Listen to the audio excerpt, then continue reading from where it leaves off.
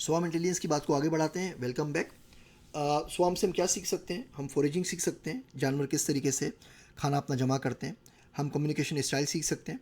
हम इंसान आपस में बातचीत करते हैं तो हमारे पास बहुत महदूद ज़रा है। मिसाल के तौर पे अगर मैं आपसे इस वक्त बात कर रहा हूँ तो मैं स्पीच के थ्रू बात कर रहा हूँ, मैं कह रहा हूँ और आप लोग सुन रहे हैं। तो मेरे पास ज़ुबान होनी चाहिए, आपके पास कान होने चाहिए सुनने के लिए। इसके अलावा कोई तरीका हो, अगर मेरी वीडियो आ रही हो तो मैं वर्बल कम्युनिकेशन कर सकता हूँ बॉडी लैंग्वेज से। मिसाल के तौर पे मैं हाथों से इशारे करूँ और मेरे हाथों और आँखों और पलकों के इशारों से आप कोई चीज़ समझ लें। ये दूसरा तरीका हो गया। तीसरा मिसाल के तौर पर टच हो गया, हमारे पास कोई शख्स चलता हुआ जा रहा है और मुझे उसको अपनी तरफ मुतवज्जा करना है तो मैं उसके कंधे पर हाथ रख दूंगा तो पीछे मुड़ के देखेगा। तो टच का तरीका कर लें। आप टेलीपैथी को भी अगर मिला लें, मिसाल के तौर पे आप किसी घूर के देख रहे हैं और छठी क्या कहते हैं, हिस जिसे कहते हैं, उसको भी अगर मिला लें तो हमारे पास ये कोई 4-5 तरीके हैं कम्युनिकेट करने के। सिर्फ चूंटियों के अंदर 23 तरीके एक दूसरे कम्युनिकेट करने के। मिसाल के तौर पे एक तरीका है स्टिग्मर्जी। वो आते हैं, इन्वायरमेंट के अंदर फेरोमोन छोड़ते हैं और दूसरी चूंटी आके उस इन्वायरमेंट से फेरोमोन को सूंघती है, अपना मैसेज पाती है और आगे चली जाती है। बिल्कुल इसी तरीके से मिसाल के तौर पर मैं आके चॉक बोर्ड के ऊपर, ब्लैक बोर्ड के ऊपर कोई चीज़ लिख दूँ, आप, मुझे पता होगा आप उस टाइम के ऊपर उस क्लासरूम में आएंगे, आप आते हैं बोर्ड पे कुछ पढ़ते हैं और आपको मैसेज मिलता है, आप आगे चले जाते हैं। अब हम दोनों आपस में कभी मिले नहीं, हमने मोबाइल के ऊपर एक दूसरे से बातचीत नहीं की, हमारी आवाज़ एक्सचेंज नहीं हुई, मैंने कुछ कहा नहीं, आपने कुछ सुना नहीं, लेकिन उसके बावजूद जो मैसेज था वो डिलीवर हो गया। इसको नेचर में स्टिग्मर्जी कहते हैं। ये कम्युनिकेशन का एक तरीका कार है। तो बहरहाल चूंटियों में 23 तरीका कार है सिर्फ कम्युनिकेट करने के। हम इससे राउटिंग सीख सकते हैं, पहले भी मैंने आपको सिस्को के एंटनेट एल्गोरिथम के बारे में बताया था। डिवीजन ऑफ लेबर सीख सकते हैं, टीम डायनेमिक्स सीख सकते हैं और चेन ऑफ बॉडी सीख सकते हैं। आइए एग्जांपल से देखते हैं।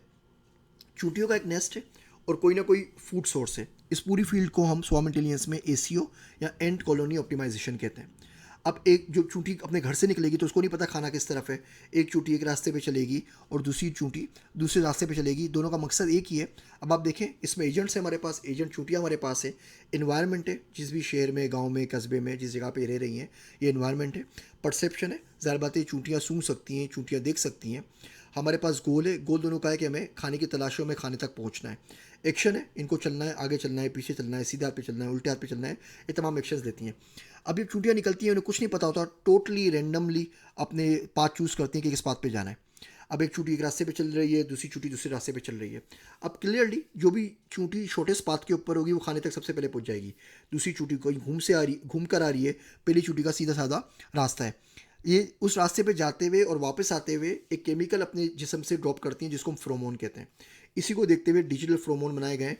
जिस तरीके से एक ईमेल अगर मैं आपको करता हूँ और आपको मिलती है तो उसके पीछे ये फार्मूला कहीं ना कहीं इंप्लीमेंट हो रहा होता है। कंप्यूटर साइंस में 700 से ऊपर पैटर्न्स और एल्गोरिथम्स हैं, सिर्फ उन चीज़ों के ऊपर, उन टेक्निक्स के ऊपर जो हमने हशरातुल अर्थ से या स्वाम इंटेलिजेंस से या इंसेक्ट से सीखी है। बाकी एनिमल्स की तो मैं भी बात ही नहीं कर रहा।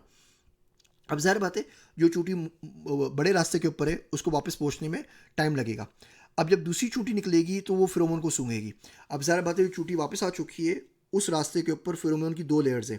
एक लेयर जो उस चूंटी ने जाते हुए फेंका सेंट, और एक लेयर वो जो उसने वापसी में फेंका। तो उसके ऊपर जो सेंट होगा वो स्ट्रॉन्ग होगा, पहली के ऊपर कम होगा, तो दूसरी चोटी की जो होगी वो इस छोटे से पाथ के ऊपर कन्वर्ज हो जाएगी। फिर जब दूसरी आ जाएगी तो फिर तीसरी भी आ जाएगी, चौथी भी आ जाएगी, पांचवी भी आ जाएगी, और इस तरीके से सारी की सारी जो चूटियाँ होंगी वो शॉर्टेस्ट पाथ के ऊपर कन्वर्ज हो जाएंगी। अब ये आपको आसान लग रहा होगा, लेकिन आगे जाके हम देखेंगे आपके असाइनमेंट के अंदर, हैमिल्टोनियन साइकिल्स के अंदर, कि ये एनपी कंप्लीट प्रॉब्लम हमारे पास है, जिसको कंप्यूटर साइंस में हम ट्रेवलिंग सेल्समैन प्रॉब्लम या टीएसपी कहते हैं। ये एडगर डब्ल्यू डाइकेस्ट्रा ने 1965 में सॉल्व किया था, इसका एल्गोरिथम दिया था। और अगर आपने अपने बैचलर्स के अंदर डेटा स्ट्रक्चर्स पढ़ा है तो आपने एल्गोरिथम ज़रूर पढ़ा होगा। तो ये सिंपल, बहुत तरीके से, बहुत आराम से सिंपल डिजिटल फेरोमोन फेंक के, चूंटियों को मैथमेटिक्स नहीं आती, चूंटियों की आंखें नहीं होती, इतना तेज़ आंखें होती हैं लेकिन इतनी दूर तक नहीं देख सकती, बहुत शॉर्ट साइटेड होती हैं। इसके अलावा इनके पास कोई सिरे से मेमोरी नहीं है, अपने लिए वे 3 से ज़्यादा कदम याद नहीं रख सकती, स्टेप्स याद नहीं रख सकती। उसके बावजूद ये लोग बड़े आसान तरीके से शॉर्टेस्ट पाथ पे कन्वर्ज हो गई। इसीलिए हम कहते हैं जो नेचर है वो बहुत ब्यूटीफुल है, बहुत सिंपल है। इन्हीं एल्गोरिथम्स को रन देखते हुए, इनको समझते हुए हम कंप्यूटर साइंस के अंदर एल्गोरिथम्स बनाते हैं, और इसी पूरी फील्ड का नाम स्वाम इंटेलिजेंस है। अगली स्लाइड के ऊपर हम लोग बर्ड फ्लॉक्स के ऊपर बात करेंगे और बॉयड्स रूल को पढ़ेंगे कि किस तरीके से सिंपल 3 रूल्स को फॉलो करते हुए हम बर्ड का फ्लॉक बना सकते हैं।